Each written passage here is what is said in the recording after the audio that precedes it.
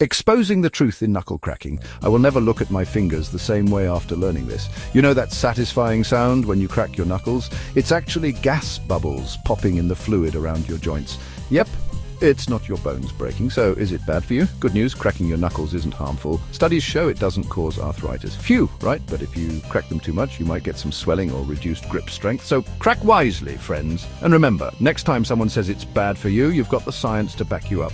Keep popping, but maybe not during a job interview. Stay curious, folks.